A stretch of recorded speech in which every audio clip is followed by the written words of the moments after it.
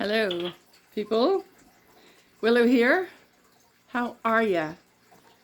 I'm good. I'm really good. Got a house to take care of, but first I'm going to do all this because it needs a lot of work. I've already pre-started just to make this video shorter. Actually, I'm going to put that on after. So we're going to, I do have a drink. This is Tea Tuesday. I'm pre-recording it. And I've got my cat lover's cup with chicory and vanilla. Oh, it's so good. It's like a vanilla coffee.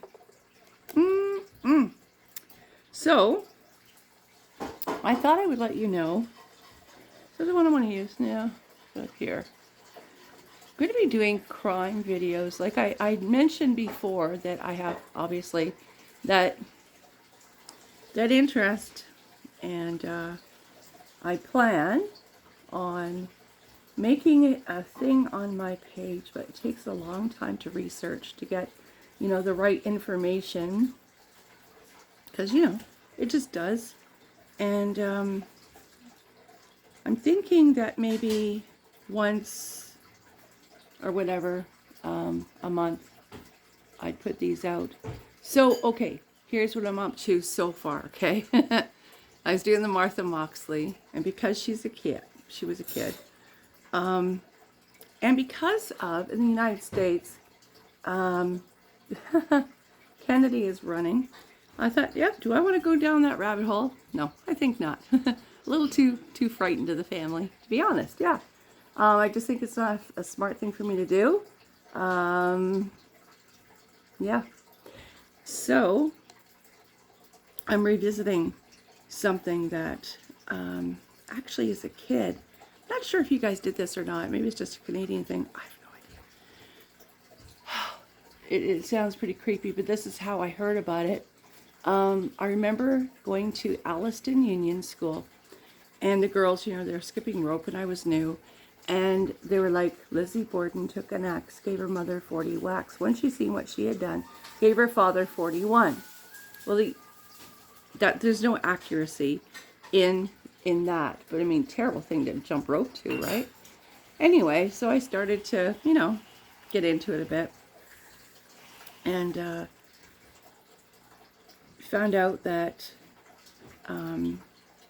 so what was it? I can't remember the year, 1894, was it? No, it's my grandpa's birthday.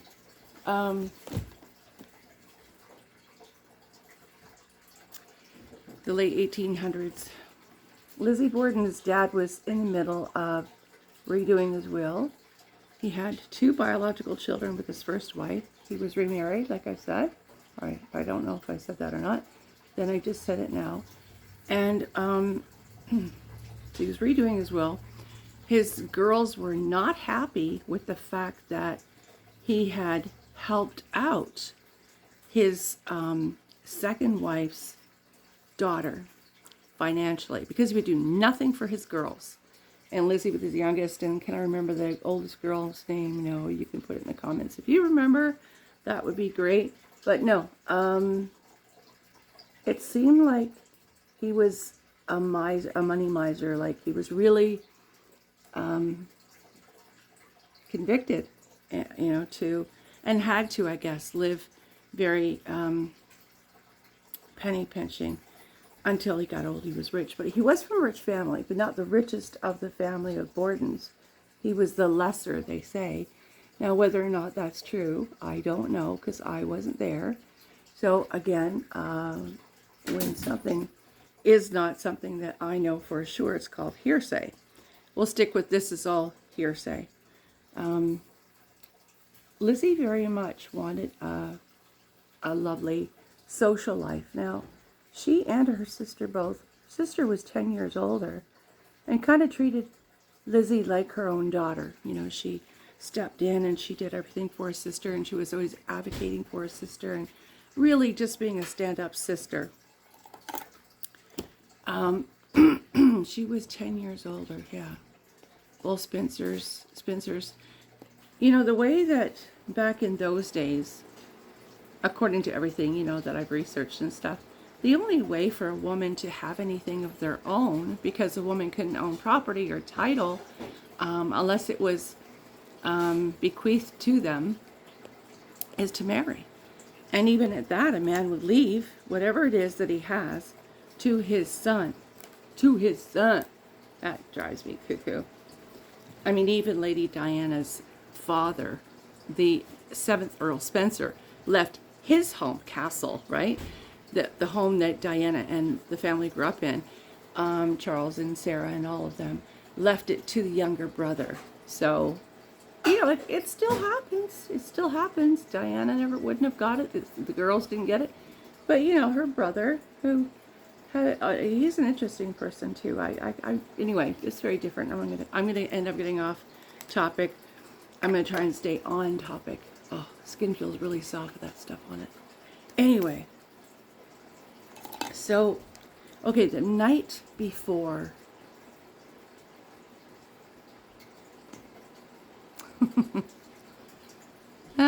I know what I want to say. Can I get away with it? The passing of Mr. and the second Mrs. Borden, there was a food poisoning. There was very little in way of refrigeration at that point. Oh, I need a sip of this stuff. There was no refrigeration, so excuse me, I have to gulp that one. So there was a lot of poisoning because it was very, very, very common. And they had, to my understanding, if this is correct, I don't know, who knows, you read stuff on the internet, not everything is 100%.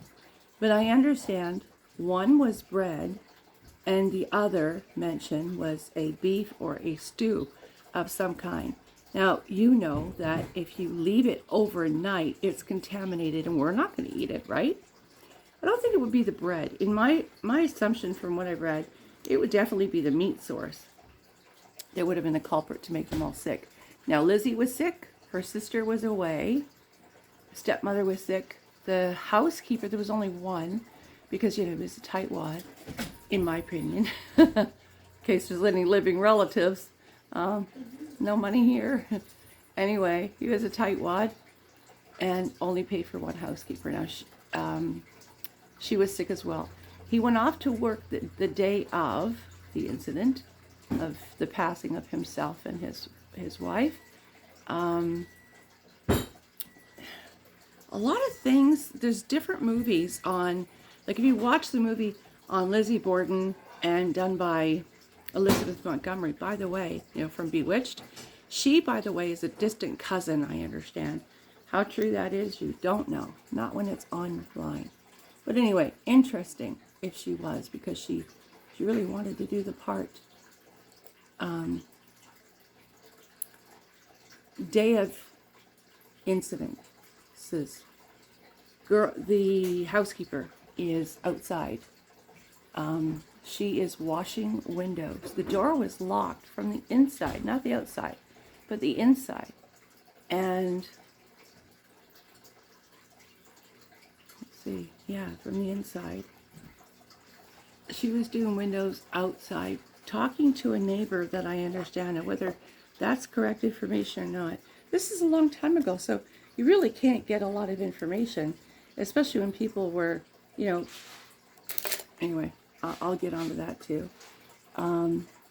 So she was, right. It's hard to stay focused. So anyway, housekeeper outside washing windows, speaking to a neighbor. She had not been feeling well. Mr. Borden went to work, had to leave work and came home around 10:30, 10:45-ish.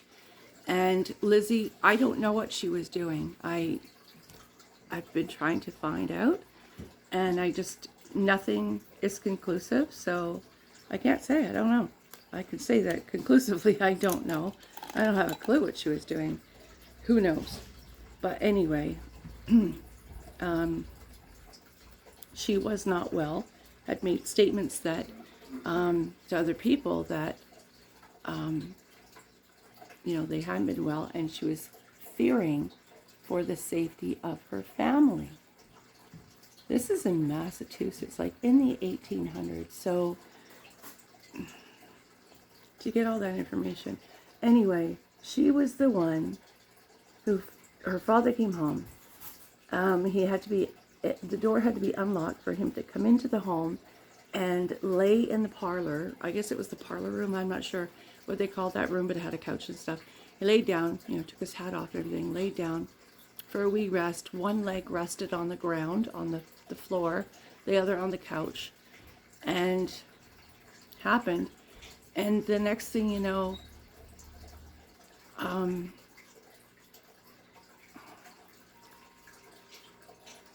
everyone's looking for the father, or for the stepmother, and go into the parlor, find the father, and his it was definitely, in my view, an axe because of everything I read, yeah, and because of the fact that the wounds were conclusive in court, in the evidence, because nothing else could make such a severing. I don't know how many times his face was severed, was chopped, but there was matter from the outside put in the inside. And so, and the Mrs. Borden was found upstairs in the guest room and just completely attacked from behind, I believe. So whether or not that was Lizzie, I don't know. It's been speculated forever that it was definitely Lizzie who did it. By the way, when the doctor came to pronounce him dead, Lizzie had been given, a dose of, was it morphine? Yeah, to relax. So speculation can go both ways and say, well, how could you give a clear evidence when she's been drugged so much? If she's been drugged with morphine, how could she give a clear statement to the police and say, well, yes, this happened. She's high as poop. There's no way she can give, evidence of anything. And they shouldn't be questioning someone while she's under the influence of a doctor with such a heavy, but I mean, they used to give that stuff back in those days, right? So you really can't do much about that. Anyway, there's very little to say that it could be anyone else, but there was a family member who was a lawyer, came the night before to see Mr. Borden because he was making changes in his will, and said that, and it is on record that he said, because the housekeeper heard this, no one's going to be happy, or not everyone's going to be happy, something along those lines. So I'm just digging into that and researching it and stuff. So everything is hearsay because people have been gone forever. There is no one alive to say, well, gee willow, you got this wrong. You research online, you get information, but I would have to say, I'd have to speculate, in my humble opinion, that I would think there's a strong possibility it was her. But the problem with saying that is that the police did not look into anyone else, only her. So if you look into only Lizzie Borden, that negates anyone that was there the night before. That negates the maid. It could have been her. I don't know what she'd have to gain. I mean, and the fact is, usually it's either the spouse, which she was already dead, or someone very close. And I believe it was 19 strikes in the head the father received. And of course, we would say that sounds very personal, like a really personal thing. So, or someone very, very close to the family. So I don't know if that's going to interest you guys or not. I'm going to leave it at that. Honey's just smiling at me. Anyway, well, tell me your speculations, and if you want me to give just a humble opinion and a couple of things I got online, and whether it's accurate or not, I'll mention it, but I'll also say in this whole video, like I said, it's just my idea, or who knows if we're right, or Did I say idea? Did I say idea? I said idea. Oh, that's so British. I'm watching The Crown. I have no idea. I've been watching The Crown. Confession. Okay, so this video, of course, is speculation and information on the internet and information I have read, and it doesn't mean everything is accurate. So don't take it as a blueprint for she knows everything, because I don't. It's just the other way around. But it is interesting to look, and I would have a few questions for those police officers. My opinion would be, if I were, back then, I would say, officers, who else could you look into? What about the housekeeper? What about this? What about that? What about the lawyer? He was a male, and he could stand to inherit money. So what about him? Did they look into anyone else? The door was locked. Father couldn't get in because the door was locked. But they said that was unusual.